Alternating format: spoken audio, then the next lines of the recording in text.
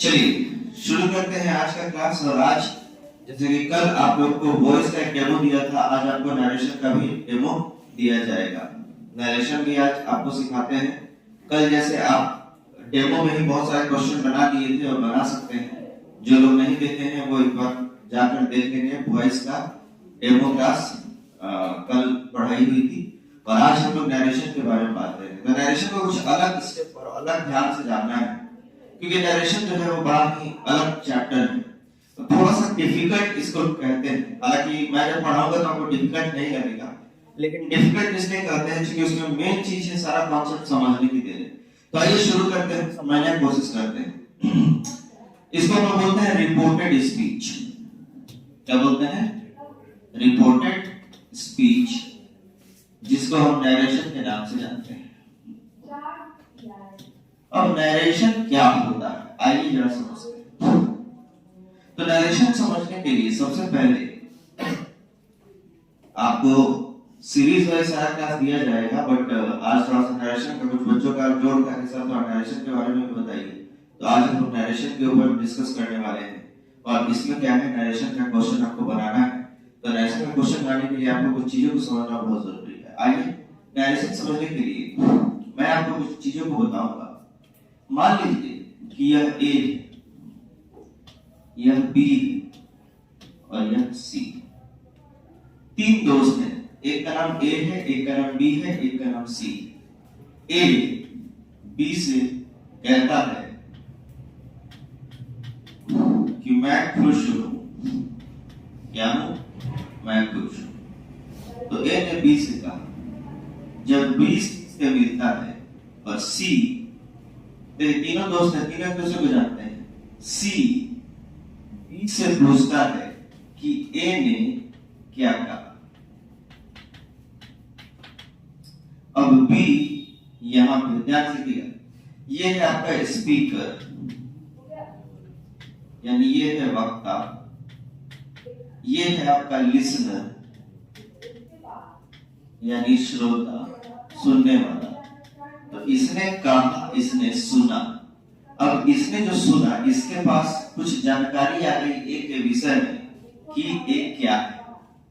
अब जब C B से पूछता है तो ये लिसनर, ये श्रोता इस वक्ता की बात को अपने अंदाज में सी तक पहुंचाएगा।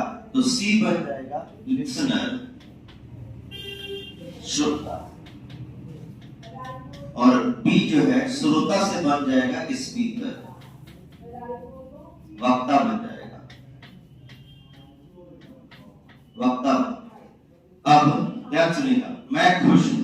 अब जब सी बी से पूछेगा कि ए ने तुमसे क्या कहा, तो यह इसकी बात को कुछ चेंजेस करेगा, यहाँ पे कुछ चेंज करेगा और चेंज करके बताएगा। क्योंकि अगर ये चेंज नहीं करेगा तो फिर नरेशन नहीं बनेगा। कैसे, आइए समझाते हैं। जैसे इधर इधर इधर चप्पल के ऊपर चढ़, चढ़ बिना चप्पल के ऊपर चढ़ सकते।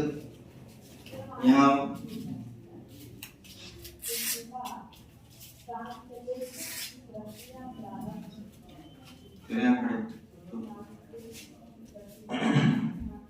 ध्यान दीजिएगा,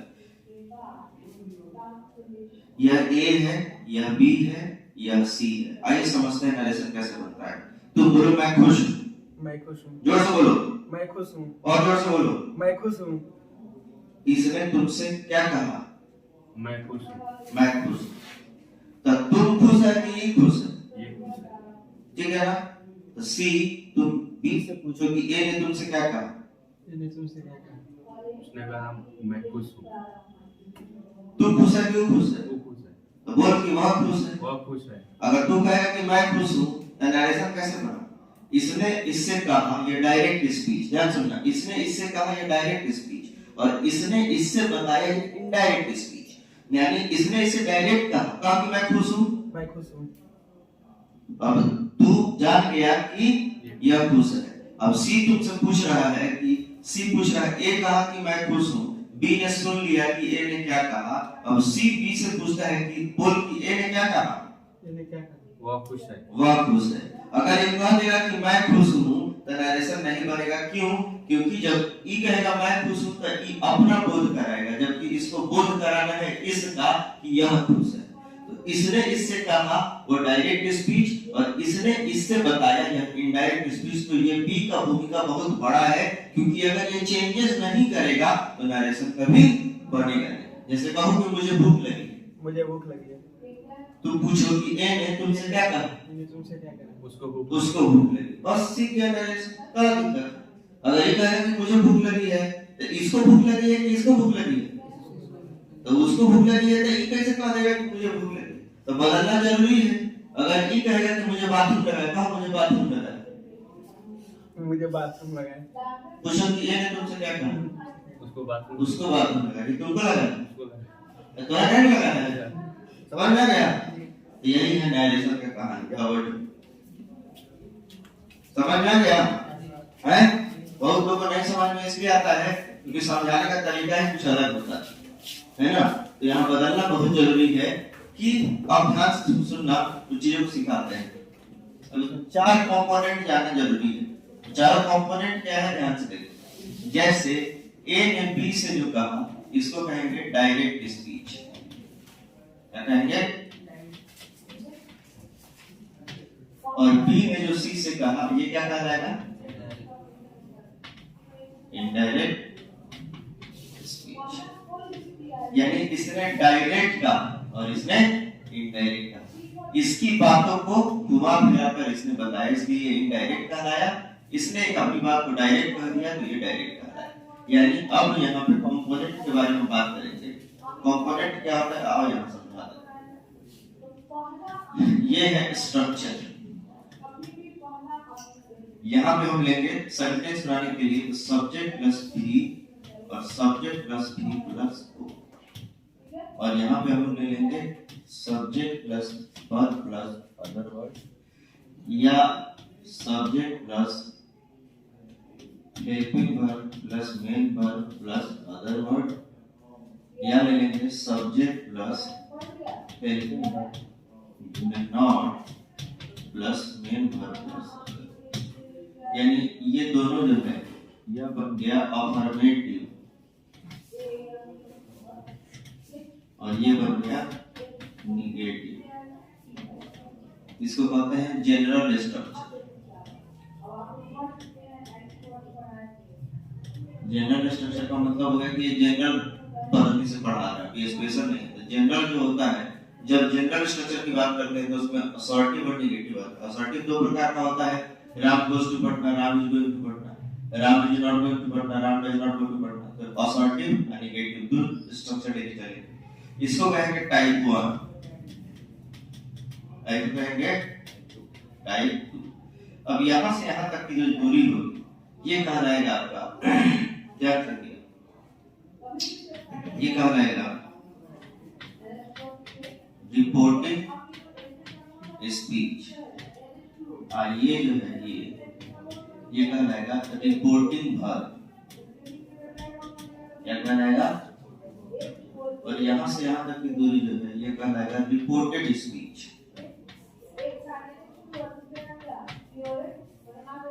और इसके अंदर जो वर्ब है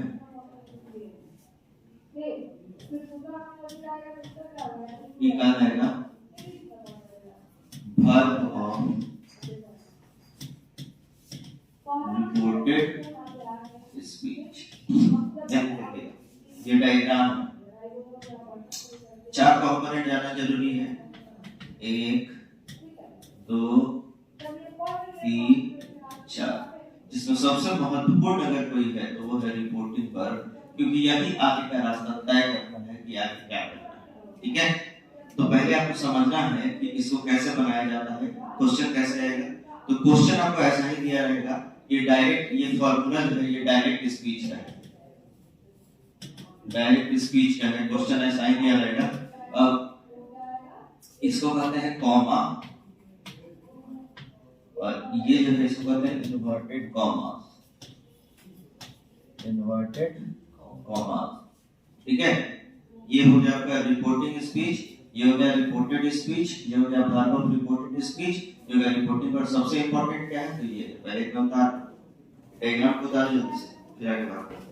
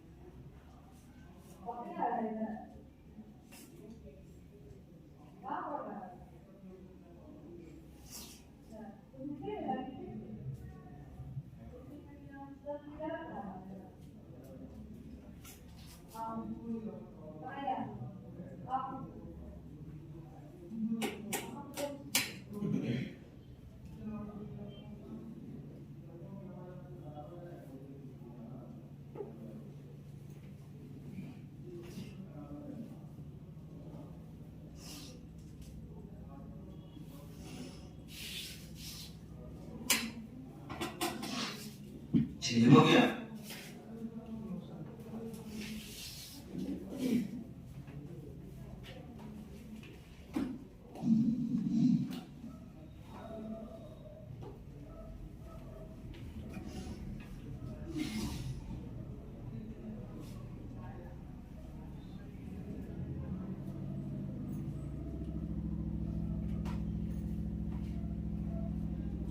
चलिए अब लिखिएगा, डेफिनेशन लिखिएगा।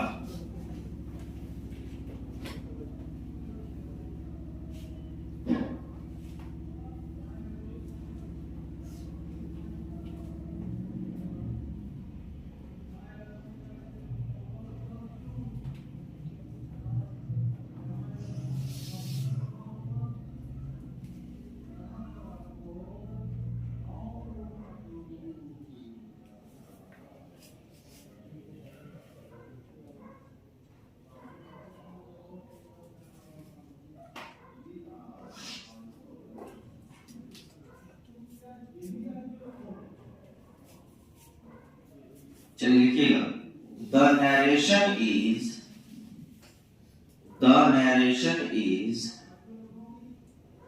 the narration is a topic.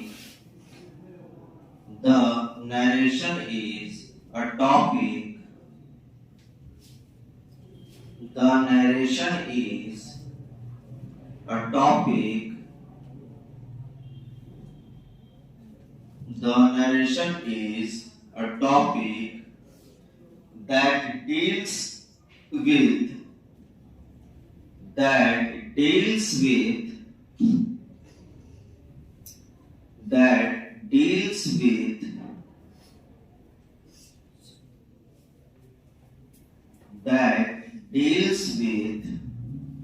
the study of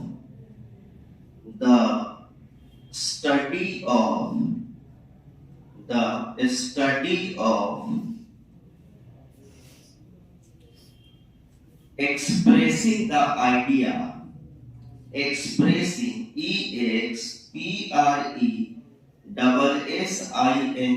expressing the idea, expressing the idea of speaker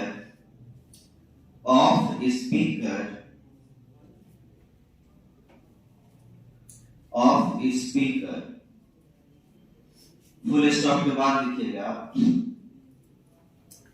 narration can be studied, narration can be studied, narration can be studied, narration can be studied under two groups, under two groups.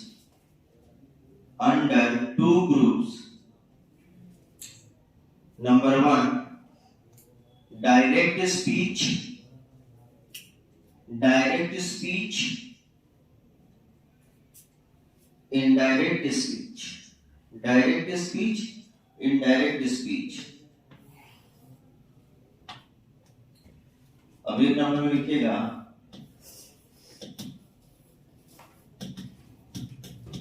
Direct speech लिखकर dash देकर लिखिएगा, direct speech के बारे में बताएंगे, लिखिएगा,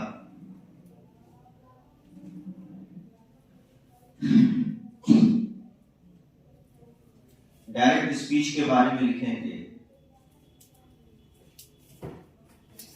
यह वो स्पीच है जो डायरेक्ट बोला जाता है, जैसे मैंने बताया था A B C, तो A जो B से बोल रहा है, तो A जो B से बोल रहा है वो डायरेक्ट स्पीच है, और B जो कुछ चेंजेस करके C तक पहुंचा रहा है उसकी बातों को, उसको इनडायरेक्ट स्पीच कहते हैं।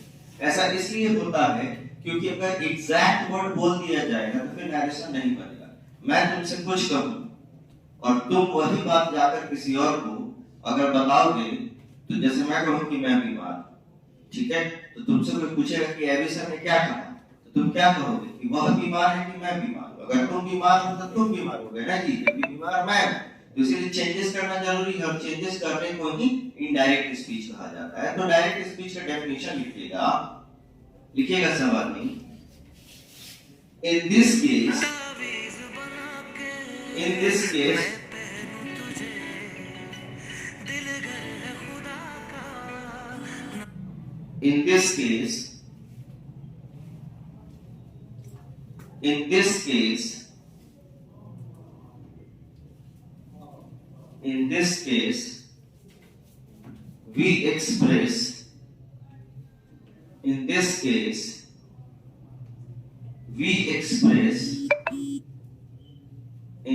case we express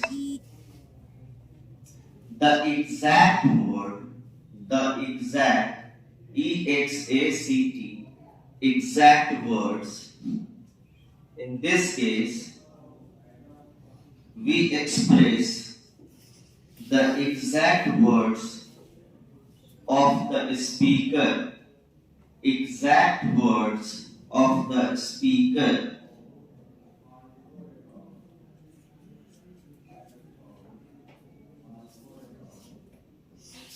हिंदी में कहने कीजिएगा, जब वक्ता के कथन को जब वक्ता के कथन को जब वक्ता के कथन को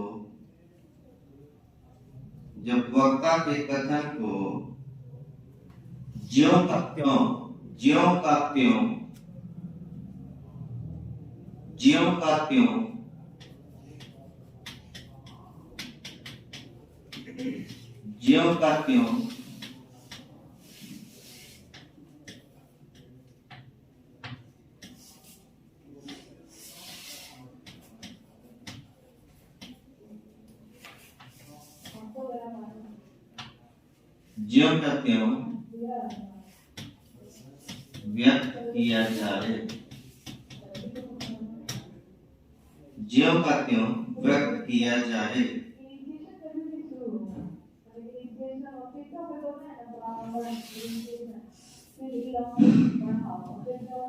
मतलब राम है, कहता है मुझे बुखार है, यहाँ श्याम खड़ा था। अब राम ने श्याम से जो कहा यह इन्वर्टेड कॉमा में डाल दिया जाएगा और इसी को कहा जाएगा डायरेक्ट स्पीच। और जब श्याम से कोई और पूछेगा कि राम ने क्या कहा, तो अब इसको बदलना जरूरी है, क्योंकि अगर ये कह देगा कि मुझे बुखार है, तो बुखार श्याम को नहीं राम को है, इसीलिए इसको इनडायरेक्ट स्पीच कहते हैं। तो ये जो इसने कहा डायरेक्ट और श्याम ने जो राम की बात को किसी और तक पहुंचाई वो कहलाएगा इनडायरेक्ट स्पीच। तो उसके बारे में लिखिएगा इनडायरेक्ट स्पीच का डेफिनेशन। तो 2 नंबर पे लिखिएगा इनडायरेक्ट स्पीच। इनडायरेक्ट स्पीच में लिखेंगे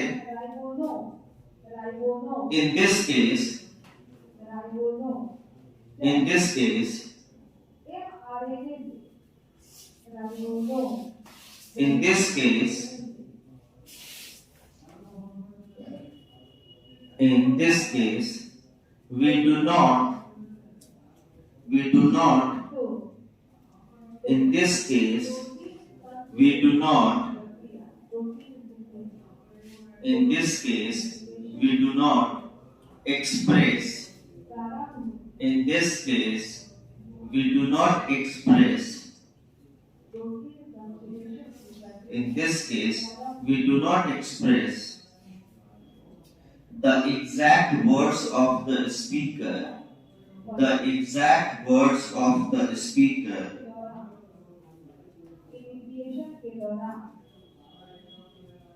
we do not express the exact words of the speaker, but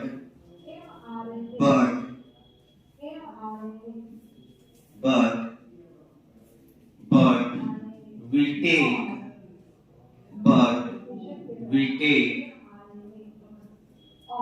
take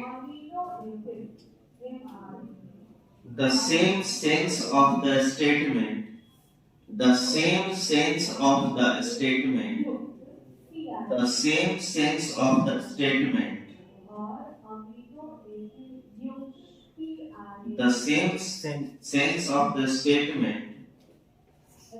of the speaker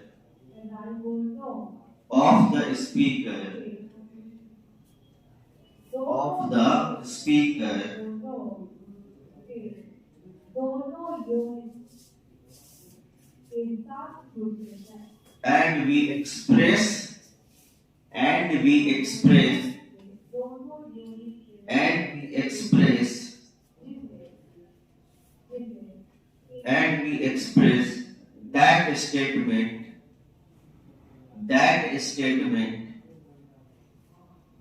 that statement in our own words.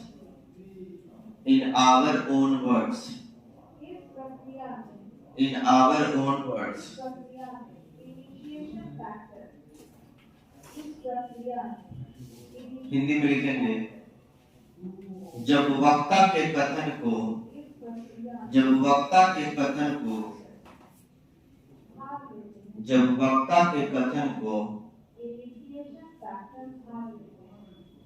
उसके शब्दों में व्यक्त न करके उसके शब्दों में व्यक्त न करके, उसके शब्दों में व्यक्त न करके उसके सारांश को, उसके सारांश को, उसके सारांश को, उसके सारांश को,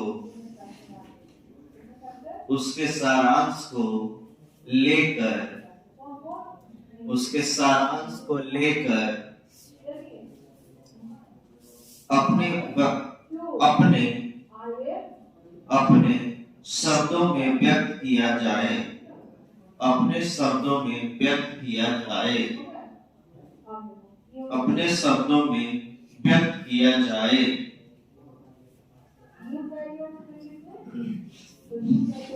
इसे इनडायरेक्ट स्पीच कहते हैं, इसे इनडायरेक्ट स्पीच कहते हैं। यानी समझ लीजिएगा, मान लीजिए कि यह राजू है, यह श्याम है और यह मोहन। अब राजू कहता है कि मुझे पटना जाना, राजू ने श्याम से कहा। अब मोहन श्याम से पूछता है कि राजू ने तुमसे क्या कहा, तो ये जो बोला ये एग्जैक्ट वर्ड है, तो ये हो गया डायरेक्ट स्पीच। और अगर यही बात यह अपने तरीका से बोलेगा तो वही हो जाएगा इनडायरेक्ट स्पीच। अभी कहेगा श्याम कहता है कि राजू ने कहा कि किसको पटना जाना है, उसे पटना जाना है। अब ये डायरेक्ट स्पीच और ये क्या हो गया, इनडायरेक्ट स्पीच। क्यों?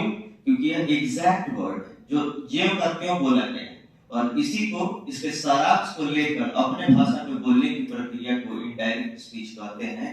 तो ये हो गया डायरेक्ट और ये हो गया इनडायरेक्ट। अब इसका मास्टर फॉर्मूला, जनरल फॉर्मूला, सारा फॉर्मूला जो है ये हम लोग नेक्स्ट क्लास में देखेंगे। बट उम्मीद करते हैं कि आपको इतना समझ में आ गया हो कि डायरेक्ट और इनडायरेक्ट को डिफरेंशिएट करना क्या होता है, कैसे समझते हैं, ये चीज आपने जान लिया। कोई दिक्कत? तो मिलते हैं अगले क्लास में इसके एडवांस रूल के साथ। टोटल चीज, structure, diagram, everything will be taught. You don't have to worry at all. It is just a demo to understand what is narration. I hope you liked the class. Thank you so much for watching us. Please do subscribe, like and comment. Thank you so much.